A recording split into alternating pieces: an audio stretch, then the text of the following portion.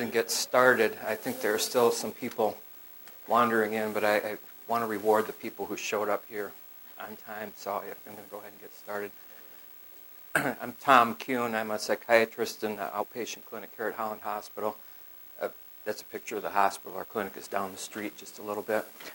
The hospital approached me and they said that there had been some requests to have a talk about stress and anxiety. So that's what I'm doing here tonight. I want to make one point, or hopefully more than one, but this point I want to make early on. Tonight, I'm not talking about PTSD type stress. So I'm not talking about being in an abusive situation, being sexually assaulted, being in combat, etc. You know, those are situations that you just need to get out of if you at all can. So that's not what I'm talking about tonight. I'm trying to talk more about everyday kind of stuff. So here's the problem with saying, yeah, I'll give the talk about stress and anxiety. There's no standardized definition of stress. So I had to sort of guess what I thought people might be interested in, and let me know if I'm going way off course and you want to hear something a little different. I'll do my best. But so I'm going to talk a little bit about at least ways of conceptualizing stress. I'm going to talk about coping, which I think is often a more useful concept than thinking about stress. And then I'm going to somewhat shift gears a little bit, talk about anxiety for a bit, which might be related to stress or might not be. And then I'm going to talk about two specific anxiety disorders. So what is stress? So this guy, he looks like he could be stressed. True? Late nights, overdue, worry, fear, he's not sleeping, he's got this job. And so again, I think informally, we would all say, yeah, that guy looks like he's kind of stressed, but sort of from a science perspective, there's not really a single agreed upon definition of stress. So I'm going to talk about Hans Selye in a minute, but his name is really up there to remind me to talk about my great-grandfather. So he was more or less a tenant farmer in the teens, in the 1920s, and he had a house full of kids, that didn't have water or electricity or money or any of those kind of things. So if you had asked him, would he have said that he's stressed? You're saying he wouldn't have. Why not? That concept, that word did not mean what we think it means now. So the concept of a human being feeling stress or being in a stressful situation, that didn't even exist in the teens, in the 1920s. The guy who kind of introduced, quote, human stress to the English language was Hans Selye, and that was in the kind of late 20s and early 30s. And he wrote extensively about it, and I think it's probably fair to say that at the time he died, he was the world's expert on stress. So maybe it's helpful to think about how he defined stress. This is what he said. Everybody knows what it is, but nobody really knows what it is. Part of the reason, this was not his only definition of stress, by the way. This is just one quote from him. Part of the reason he said that in sort of exasperation is once he introduced this concept of, quote, human stress, a lot of people had a lot of different ideas about what that really meant, which weren't always necessarily the same as his ideas. So some people thought stress meant like an external circumstance or demand or something. So I got all these bills to pay. That's a big stress. Or, whatever the external circumstances are. That's the way some people would define it.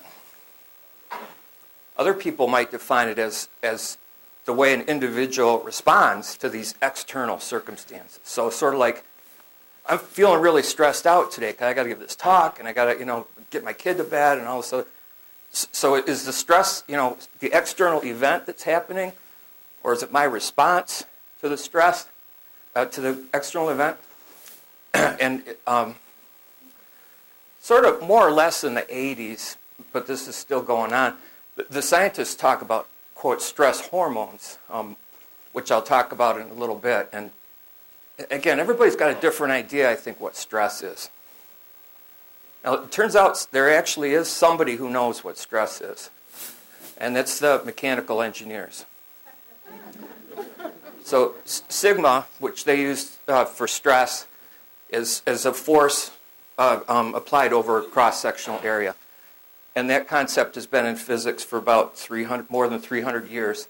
And I'm going to actually come back to that in a while, because I think in some ways they got it right. And some of these other things, maybe we don't quite have it right.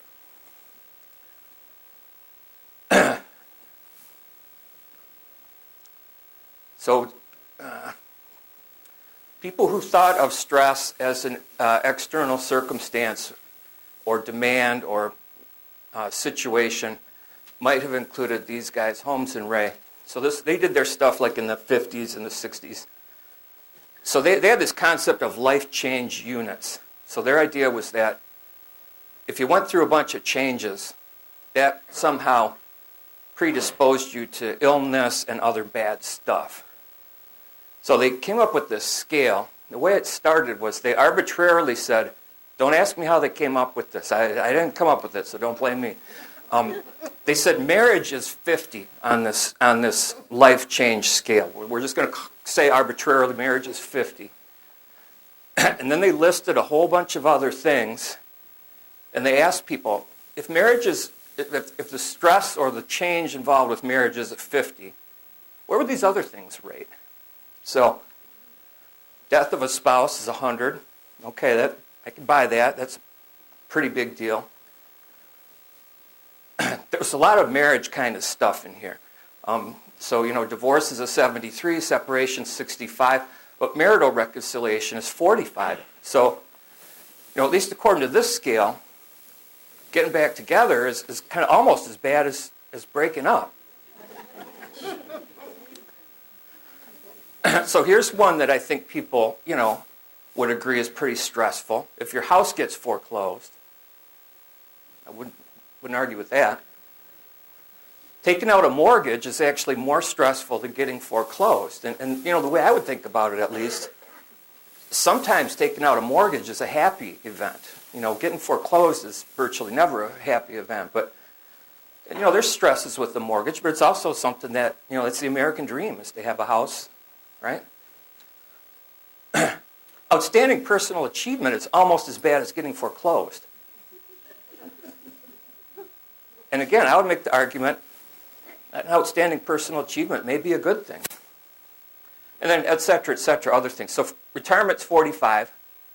Pregnancy's 40. That's an interesting one to me because the scale was developed not by asking women how stressful it was to be pregnant. All the experimental subjects in their original research were men. So they asked men how stressful it was to get pregnant. I have no opinion.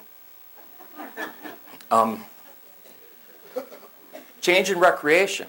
So that might mean, you stop doing something that you enjoy, but it might mean you start doing something that you enjoy. Vacation. So there's a certain amount of stress with all these things, according to this kind of concept of things. So, and I'm not sure I 100% buy this. There's some validity to this that if you add up all your numbers and they're really high, you might be a little bit more likely to get sick within the next year. But it's kind of complicated too because I'm not sure they're always comparing apples to apples. I'll just leave it at that. The reason, though, I wanted to bring this up is because there's one concept here that I do sort of agree with. As I said, some of these things are positive, right? So according to this way of looking at things, if I win an award and go on a couple of vacations, that's like as bad as getting divorced, and based on these life change units. So my point is, a lot of times when you hear or read about stress, it's sort of about how do you eliminate stress from your life? And I think that's the wrong way of thinking about it. Because I don't think stress is necessarily a bad thing. And in fact, the way I think about it, this is not maybe a very nice thing to say, but if you don't have stress, you're dead. I mean, stress is, or say challenges that we have to contend with. That's part of being alive. So today I'm not going to talk about eliminating stress from your life because I don't think that's going to happen.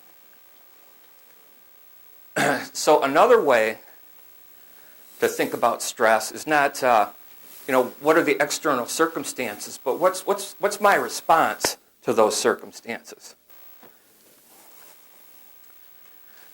So as I said,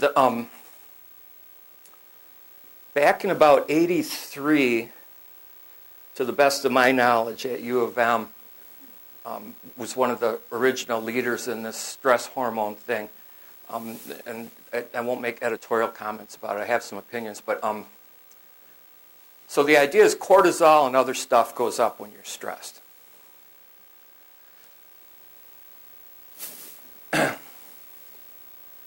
The problem I have with that concept is that notion came from if you put high voltage through a rat, his cortisol will go up.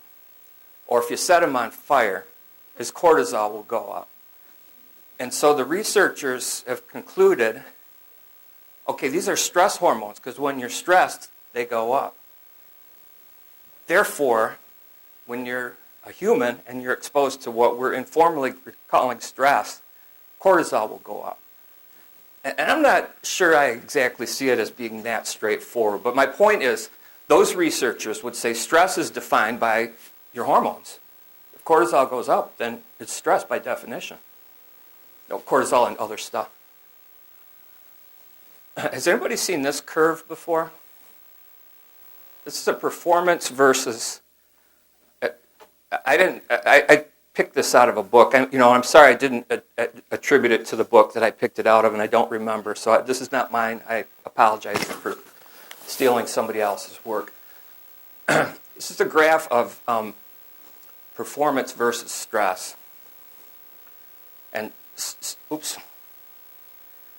stress was not the words that Yerkes and Dodson used. This is not their graph. This is derived from their data.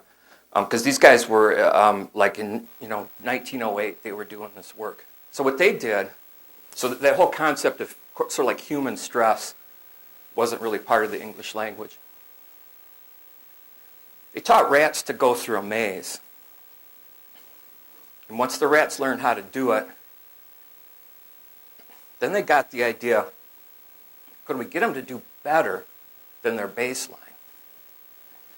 So it turns out if you put an electrical grid on the bottom of the maze, and it's got a teeny bit of voltage running through it, doesn't really hurt the rat that much, and it kind of moseys its way through the maze and eventually gets the pellet on the other side.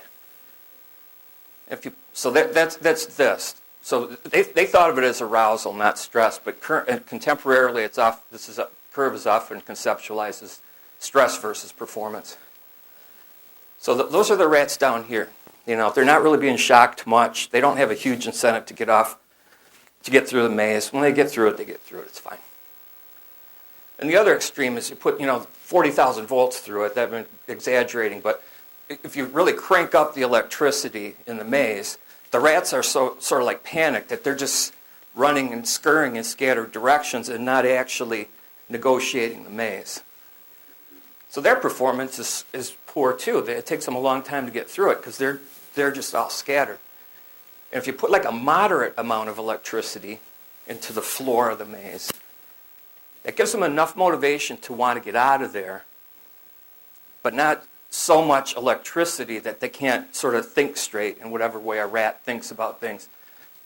So, again, people who... Yerkes and Dodson would not have had this concept of stress, but I think contemporarily we often use their work as a way of saying, there's like this optimal amount of stress. Too little and you're not motivated enough. Too much and you can't function. And I think that might be a little bit closer to the way I would think about it. Not exactly like that, but something like that. So let's go to the mechanical engineering / physics definition of stress. So sigma equals force over surface area. It's a familiar measure, or a familiar unit for that would be pounds per square inch. So let's think about pounds per square inch for a minute. I stole this too. I apologize again. I should have it should say down here where I stole this from, and I'm sorry I didn't. This is not my original work. I'm not claiming that I invented this concept. So how much air are you supposed to have in your tires? Somebody said 32. I think that's supposed to be a picture of an automobile tire with 32 psi. And if it's underinflated, the tire kind of collapses, and it gets wear on the edge, and the ride is bumpy, and if it's overinflated, it gets wear in the center, and the ride's also kind of bumpy too, because it's like your tire's made out of a rock.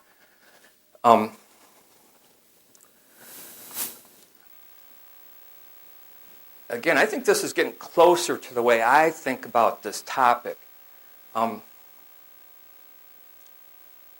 There's a demand that's going to be put on this tire. There's some inherent qualities that the tire has.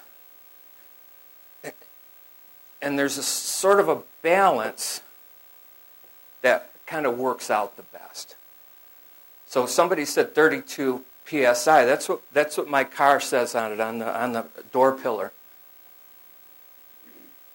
But my mountain bike tire says 30 to 45. And I don't have a road bike right now, but a road bike tire might say 60 to 80 psi. So again, it's not like there's a single correct air pressure for a tire. It sort of depends on what the demand is and what outcome you want, etc. So I'm going to leave it at that. No, I have to say one more thing. No, I won't say the one more thing. Forget it.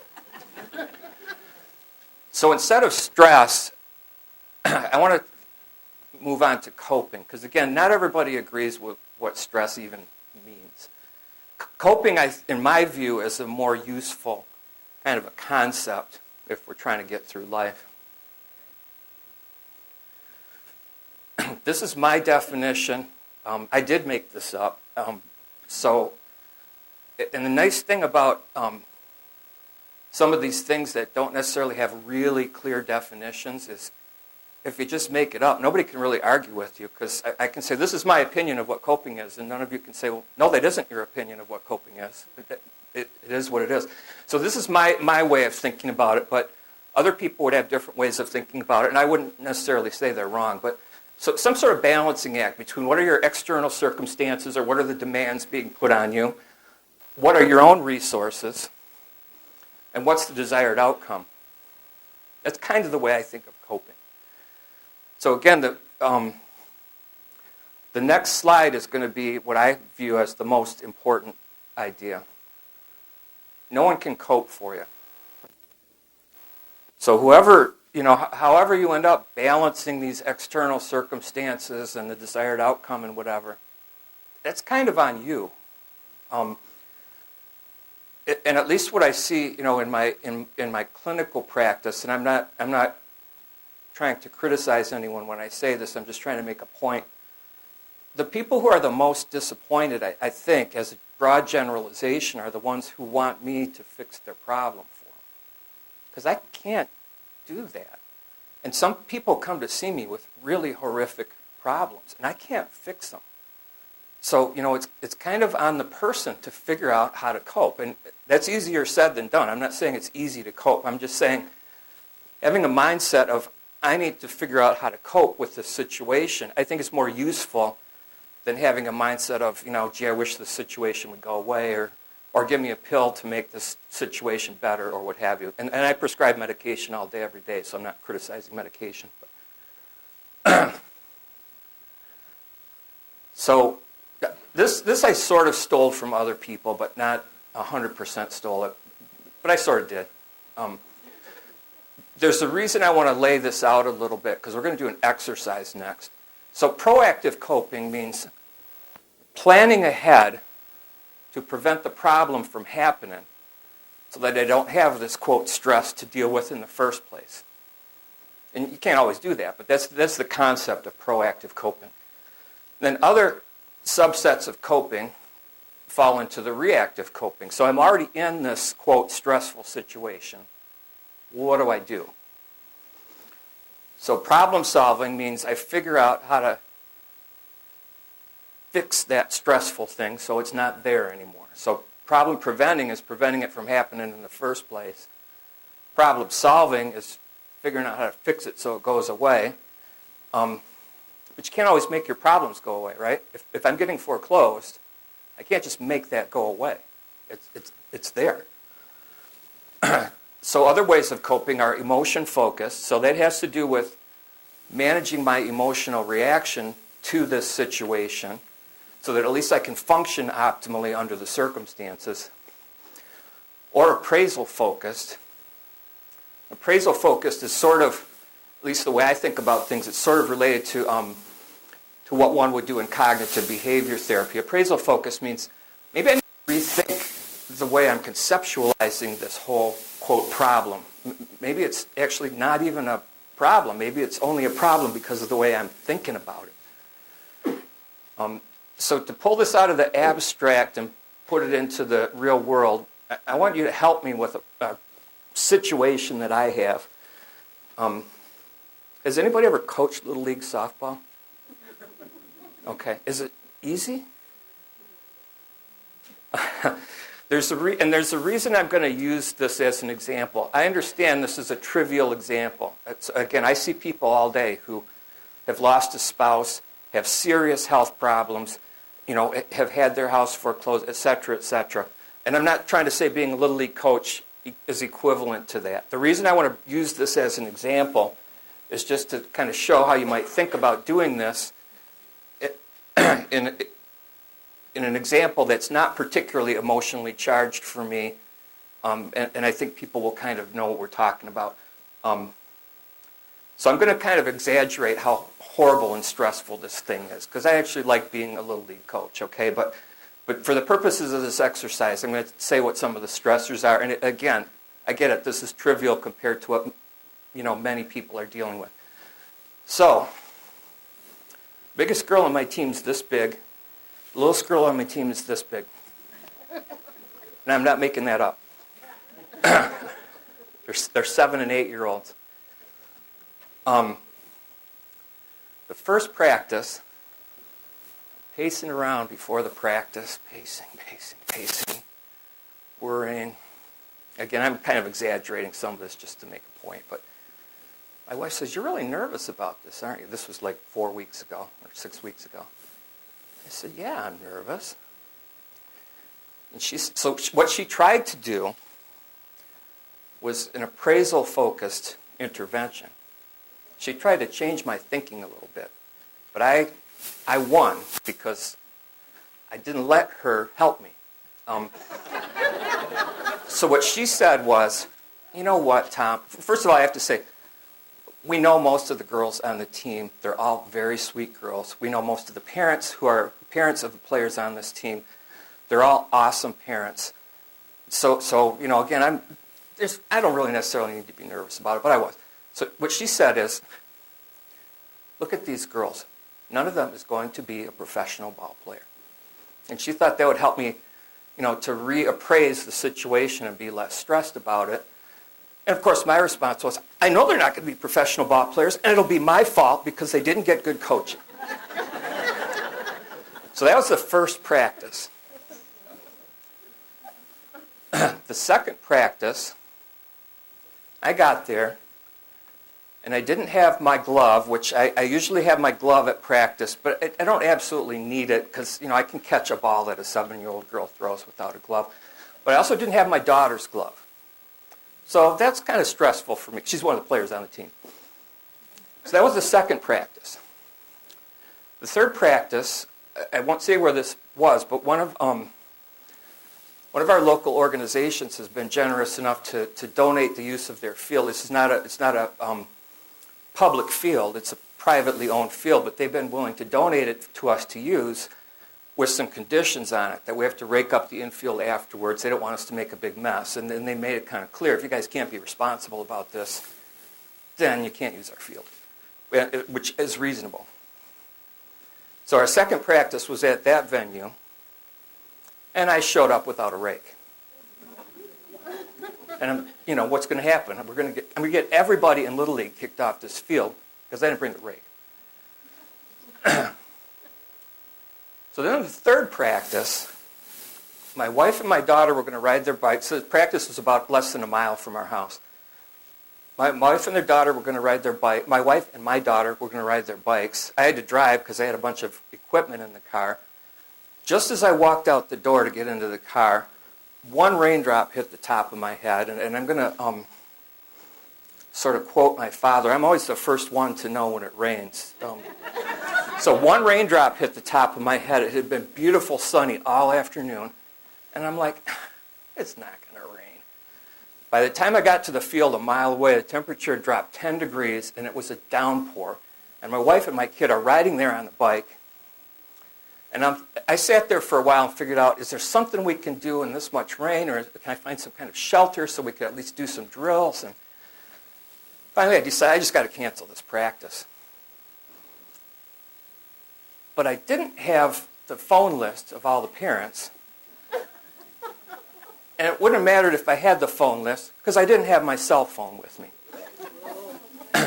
So these are the kind of stresses my life is pretty horrible now that you're hearing about. Well, thank you. That's what I want people to do. Tell me how I could have sort of coped. And yours was be proactive. So what? And one more thing. Again, this is kind of a trivial example. You're not going to hurt my feelings if you tell me I should have done something different. That's partly why I'm using this as an example, because it's not emotionally charged. So what do you mean I should be more proactive, or I should have been proactive? I think you probably should make a list of all the things you're going to need and then check it off. Okay. So if I had had a list, if I had all that stuff loaded up in my car, pardon me? Right, the rain I couldn't have stopped, but all those other situations, well, the height difference in the girls I also couldn't have stopped, but a lot of that stuff I could have solved if I just planned ahead, right? Any other ideas about, I could have prevented that from happening. Any other ideas about, let's say I didn't proactively plan, because that's the truth, I didn't. So I'm in that situation. What can I do to react to the situation? If I'm there and I don't have the mitt or I don't have the rake or whatever. Okay, so what you're saying is, the response was scream. So can I translate that a little bit? You're saying maybe I need to have some mechanism to sort of help me emotionally in this difficult situation, right? That's emotion focus. So I'm pretty upset because I don't have the phone, or I don't have the rake, or I don't have the baseball glove, or whatever. So I scream, or I go smoke a cigarette. Maybe that makes me feel better. And I don't smoke, but you get the idea. So there are things that you can do to dampen down your emotions, perhaps, that will then help you to function in this challenging situation. What other things could I do? Listen to music. Okay, again, that's another emotion-focused kind of an intervention. That is what I did. That's problem solving. And the answer was sweet talk my wife into going home and getting this stuff. That's what I did do. So that's problem solving. And I guess I will say, in one way I did proactive coping because I was smart enough to marry my wife, and she bails me out all the time of all kinds of situations. So I find myself at the ballpark with no rake, and we're going to get in trouble if we don't rake. there actually is a way to intervene in that, right, to solve the problem. And actually, even if she hadn't been there, the first thing we're very fortunate. We have very good dads, or parents, I mean, on our team. But the first thing out of one of the dads' mouths was, I live half a mile away. When we're done with practice, I'll go home and get a rake, and I'll rake up the infield. So again, that's problem solving. The thing I didn't like about that was him solving my problem. And again, that's hoping that somebody else rescues me. And I'm not always comfortable with that. What else could I have done? Once I'm in these situations, yeah.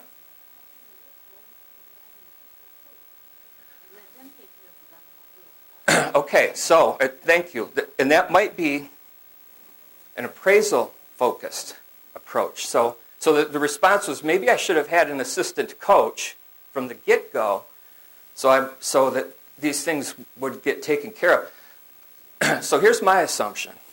I got to do everything myself. Nobody else is going to do it right. So I got to do it myself. No, it didn't. Right, it didn't. So maybe I need to change my thinking about that, right? So simply changing my thinking will allow me to behave a little bit differently. And the other, any other ideas about what I could have done to cope? Pardon me? Okay, everybody messes up. And that's kind of what the dad was sort of saying when he said, I'll just go home and get a rake and rake it myself. It's not a big deal. Another appraisal-focused thing, everybody's afraid to say this because they're afraid that, I'll feel like they're criticizing me. Along the lines of appraisal-focused or changing my thinking. This has to do with my daughter's baseball glove. Is it my responsibility to get my child's baseball glove to practice?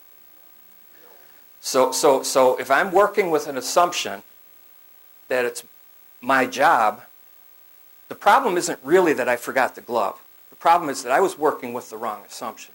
She's a big enough girl. She's a little girl, but she's still a big enough girl that can be her responsibility. So again, and I don't know, people have other ideas about what I can do?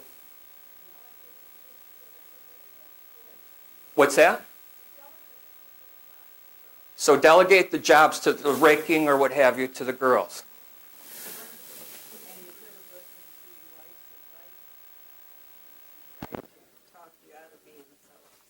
My wife did a really nice job of trying to help me with an appraisal-focused reactive coping mechanism to realign my thinking so my thinking was correct. Because if any of you saw our girls, I love our girls. I don't want this to sound like a criticism, but really none of them is going to be a professional ball player. So my wife was correct. I'm working with an assumption that if they don't become professional ball players, it's because I messed up. And that's not even a correct assumption. So I'm creating a problem. So that may be another sort of appraisal-focused thing. So I'm sitting there in the rain 15 minutes before practice thinking, this is all on me. I got to decide whether there's going to be practice. Then I have to let 11 different sets of parents know that there's not going to be a practice. Maybe that's an incorrect way of even thinking about the situation. And so thank you for being willing to criticize me, because that's kind of what I'm looking for. So the comment was, maybe I need to Google how to be a Little League coach. That's one thing. So that's problem preventing, right? Because if I Googled some of these things, I might have been able to prevent some of these situations from arising. Also, everybody's cutting me a lot of slack. Well, you can't control the weather. In fact, I did not look at the weather report that afternoon. It was sunny all afternoon. Correct. Correct. Well, thank you for saying that, because that's what we did last night. Or not last night, Tuesday night. We met at a place where there was a rain shelter so that we could practice on the field, or if the field was too yucky, at least we could do some drills under a roof. So again, that's a little bit of problem preventing. We had a contingency plan. So I don't want to beat this to death, but I think you get the idea that one way for me to react to this is to say, this is just too stressful. There's too much, and I can't handle it. That's one way to react. Or another way to react is to implement some of these coping mechanisms so that it's doable. I want to talk about DBT for a minute. Does that mean anything to most of you? It probably means something to some of you, but most people know what that means or not? So I see a couple of yeses and I hear some no's, fair amount of no's. This is something that I think is going to be kind of like more and more well-known as time goes on. DBT stands for Dialectical Behavior Therapy. And at least in my view, and other people might have some disagreements with this, but I view it as a subset of cognitive behavior therapy. It was developed by a woman who herself was a very troubled woman, is a very troubled woman, but has developed tremendous ways of coping with the troubles that she has. And so DBT was originally developed, targeted at a specific patient population that really struggled with emotional and behavioral problems. And there's a lot of jargon in it. The jargon is mostly to have mnemonic devices to remember what the coping mechanisms are that you're trying to use in real time. So I would, I'm not saying people that are sitting in the audience here require formal DBT, but this, we talk about this a lot, especially on the inpatient unit upstairs. A lot of these DBT skills, they're useful for all of us, not just people, with borderline personality disorder. So this is a place where you can go, dbtselfhelp.com. This is a site that was developed not by professionals, but by consumers, I'll say. People who've had some troubles and have been the recipients of DBT and now kind of want to spread the word a little bit. And it's kind of an interesting place. There's a lot of stuff on it, and there's a big disclaimer right in the beginning. This is not treatment. We're not treatment professionals, blah, blah, blah. But if you go through it, some of the coping skills that they talk about, they kind of apply to everybody. Another thing I have to do a little ad, so this is an ad, this is a commercial announcement. We have a DBT skills class in our clinic. It's an 8-week class, it's $25 per class, so it's $200 for the whole thing. Unfortunately, at least right now, it's only open to people who are already patients in our clinic, but it's an attempt to introduce people to some of these DBT skills. Formal DBT is at least 6 months and maybe a year or more of really intensive treatment. So you might want to check out the dbtselfhelp.com and just kind of see what they're talking about. So I'm going to switch gears now. So I'm away from stress and coping and I want to talk about anxiety because that was the other thing that I was asked to talk about. So same question, what's anxiety? So I would make the argument that anxiety isn't fear. They're sort of similar in terms of the way they're subjectively experienced, but fear is a response to danger. So if I'm walking home tonight, well, I'm actually going to drive home, but if I were to be walking home and crossing Michigan Avenue and a car's coming at me, it's appropriate to have a fear response, right? And that'll hopefully help me get out of that situation. So an automobile coming at my body is a legitimate danger. And so when I'm experiencing fear related to that, I would make the argument that's not really anxiety. This is a really formal definition of anxiety. A really informal definition of anxiety. But the way I think about anxiety is, it's kind of like nervousness or unease about something that might happen in the future.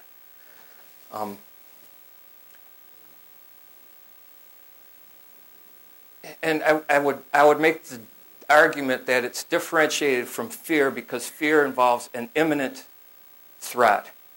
The car's 10 feet from me, that's an imminent threat. Anxiety is, stuff that might happen in the future that I worry about.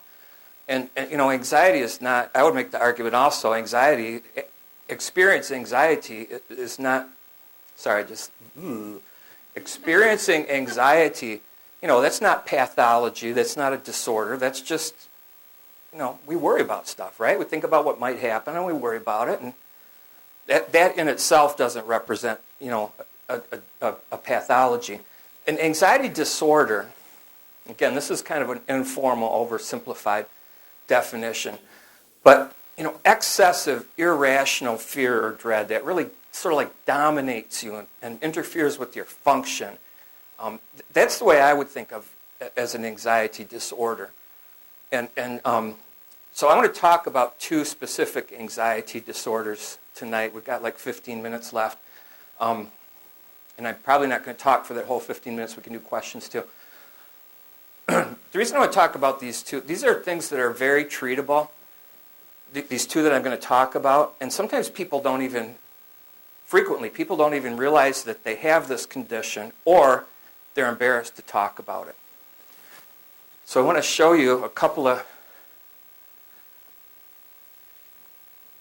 obsessive compulsive disorder and panic disorder are the two I want to talk about tonight. Now, obsessive compulsive disorder, I'm going to show a video in a minute, and I need to make this really clear. I hope the video doesn't go yet. Okay. So this is going to be a little video of Adrian Monk from Monk. It's kind of funny, and I'm not showing the video to make fun of people with OCD. Because it's not funny if you have OCD. The video is kind of funny, but so I'm not showing it to try to tease people or make fun of people or whatever. It's just that Tony Shalhoub, the actor, I think he does a really good job of depicting what OCD patients sort of live with. So that's why I'm showing you the video, not to degrade anybody or make fun of anybody or what have you. Right this way, Mr. Monk. You can just go ahead and put this on. The doctor will be with you shortly. Shortly? How long is that?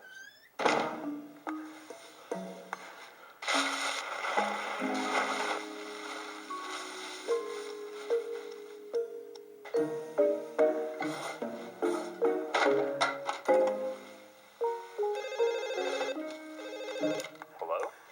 Hello? Hello?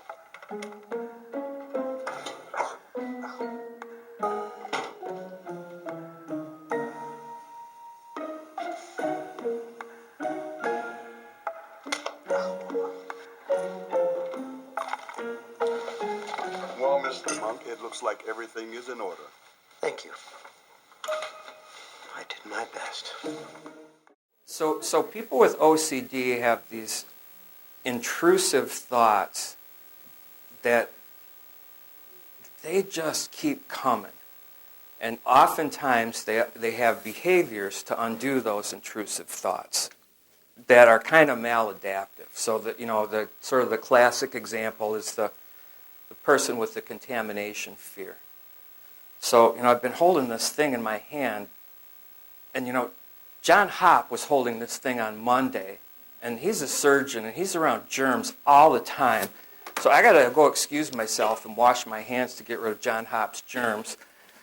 So I go wash my hands, come back in, but then I realized, wait a minute, I had to touch the doorknob to get back in here, which means I got the same germs because I left the germs on the doorknob when I left. And again, I'm not trying to make fun of people. This is what people with OCD go through. And there's a million variations on it. Thinking that when you hit a pothole that you ran over somebody, and repeatedly going back to the same spot to make sure that there's not a dead body there. All kinds of things. And I really, a couple of months ago, I can't talk anything specific about patients, but I can believe that I can say some very general things.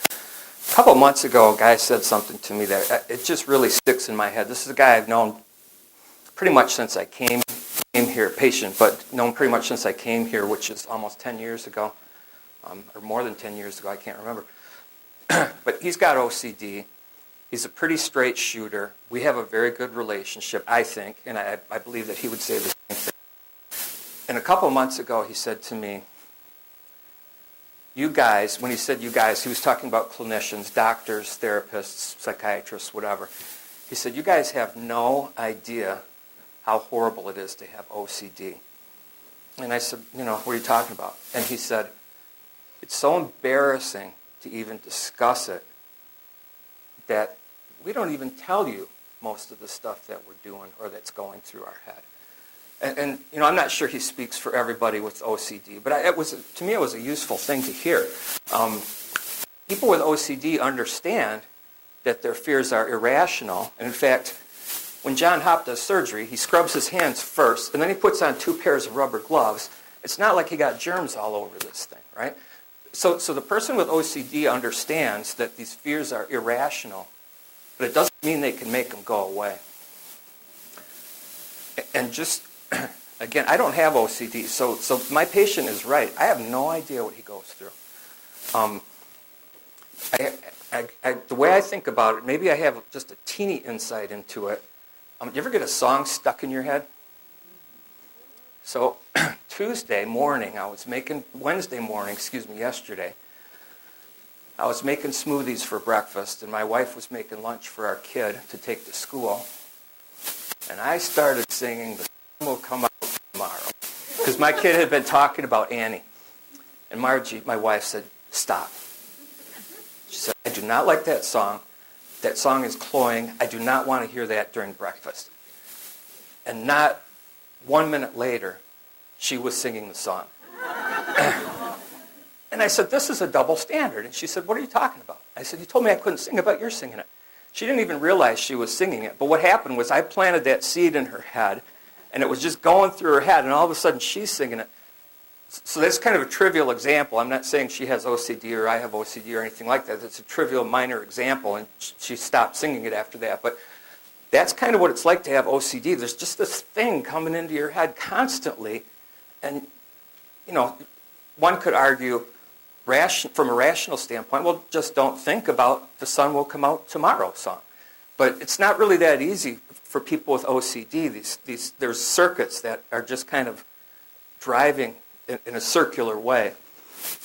So OCD is pretty treatable. We almost never get it to go away completely, but it's pretty treatable. So that's, and again, I'm not going to talk about the specifics of the treatment for it today. I just wanted to introduce kind of the topics. The other one is panic disorder. The other one I wanted to talk about was panic disorder.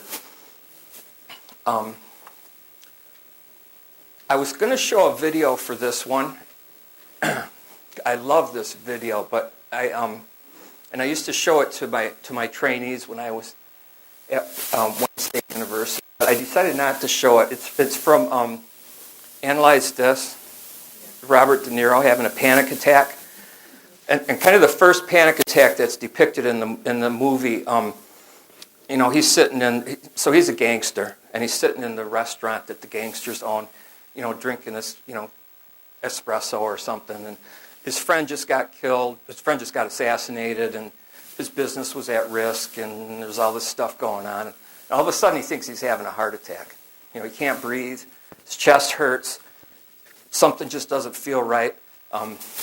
So if anybody wants to see a nice depiction of a panic attack, pull up that video on YouTube and check it out. The reason I didn't show it, it's got a lot of profanity. He's a gangster. It's got a lot of profanity in it. I didn't think the hospital would be pleased with me showing profane videos on their property.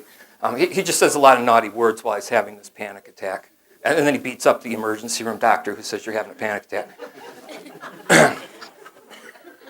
But panic disorder is another one. A lot of times people don't realize that they got panic disorder, because panic disorder, so panic disorder refers to an abrupt onset of, and it can be a mixture of the things I'm about to say. It's not necessarily all of them. Big time anxiety, chest pain, lightheadedness, feeling like you're going to faint, numbness and tingling, nausea, gastrointestinal distress, feeling like you're going to die, feeling like you're going to go crazy. An abrupt onset that kind of reaches a crescendo pretty quickly, like within 10 minutes or so, and lasts for, anywhere between, 20 minutes and a couple of hours. So, you hear these public service announcements on the radio, right? You're having chest pain and shortness of breath. What are you supposed to do? Call 911, right? And that's what people with panic attacks do. They, at least the first few times around, they're assuming they're having a panic attack. And that's in the movie, that's what Robert De Niro says. It's, you know, he runs outside the restaurant. He says, call an ambulance. I'm having a heart attack. So what typically what is not uncommon is to show up in the emergency room with these symptoms. And they do an EKG, and they do cardiac enzymes, and then they do a CAT scan of their head. And I guess I have to tell my own story about this now. I don't have panic disorder, but I presented to the emergency room that way a few years ago. It turned out it was an electrolyte imbalance. It was really hot, and I was, my potassium was messed up and stuff. But so I had all this stuff done to me. I had some of these similar symptoms. I was lightheaded, and things didn't feel quite right and stuff.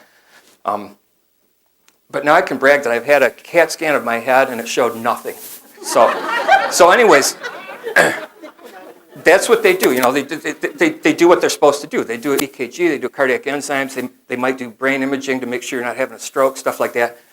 And then they come back and they say, I think it's a panic attack. And it's not uncommon for people not to believe them because it feels like you're having a heart attack. And again, I'm not going to belabor this. We've only got 5 minutes left. I'm not going to talk about all the specifics of the treatment, but it's really scary. Oops. It's really scary to have a panic attack. And some people have recurrent panic attacks.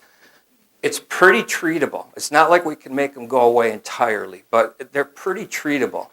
So I guess I just wanted to say, if you've got OCD or if you've got panic attacks, that's worth seeing somebody about. Do you see your regular physician or do you see a psychiatrist? Usually people are going to end up seeing their regular physician because you know when my next opening is? Well, when's my next opening? Right, some of our staff is here. So if you go to the ER tonight and they say, see some kind of doctor about it, you're probably not going to want to wait 3 months to see me. So in real life, people end up going to their primary care doc. And primary care docs, I would make the argument, at least as a default mode, they're sort of expected to handle common anxiety and depression type stuff. So they're not going to be completely mystified if you go to their office and say, the ER told me I had a panic attack. They might say, well, let's do X, Y, Z, and let's get you referred over to the psychiatrist or something. But realistically, the PCP is going to be the first line of defense here. So I just want to review, make sure I got everything. I talked about what is stress, and everybody knows what stress is, but nobody knows. Coping with stress, anxiety, 2 specific anxiety disorders. So I think that's it. Are there questions, comments? I'm sorry. Analyze this. It's Billy Crystal and Robert De Niro. So the question is, what do you do if you can't wait 2 or 3 months? If there's anything that's imminent, if you're actively suicidal, that sort of thing, you got to get to the emergency room. Yeah. So for the purposes of the video, the comment was, a healthy diet is going to help with your mental health as well as your physical health. Exercising is going to help with those. Those are some areas in which I have no expertise or knowledge. The question's a little bit, so the question is, what percentage of the people might have OCD or panic disorder or something like that? It's a little bit hard to answer because the best studies on those are the epidemiologic catchment area studies, and then it was repeated. The problem with those, so you're correct. If I just look at my patient population, I would say, well, gee, I don't know, 20% of people have panic attacks, but that's not true. That's just 20% of the people that I see. So the really way to answer that question is you have to survey a huge amount of the population. The ECA studies have been done and repeated on that. The problem is that's somebody who's not a clinician calling up people randomly on the phone and saying, do you ever have shortness of breath? Do you ever have periods of, an abrupt onset of anxiety? So you can be a little bit critical of the methodology, but, panic disorder is probably somewhere between 1% and 5% and probably similar to OCD. Probably on the lower end of that range. But it's hard to tell because people often don't want to talk about this stuff. So it's not rare. Yeah, so the question was, do they use antidepressants to treat panic disorder? And again, I chose not to get into the specific treatments. I just wanted to let people know that these are two particularly treatable conditions. But yeah, there's a number of treatments for both panic disorder and for OCD, involving certain kinds of psychotherapy and certain kinds of medications. And many of the medications would be things that would fall under a larger umbrella of antidepressant medications. The term antidepressant medications is a little bit of a misnomer because there's a lot of things that fall under that umbrella that are actually good for anxiety. But yeah, Prozac type stuff would not be uncommon with these conditions. Not that I know of. The way I would view it, our area isn't big enough to have, well, I'll answer it two ways. Our area isn't big enough to have sort of like a super niche specialist like that.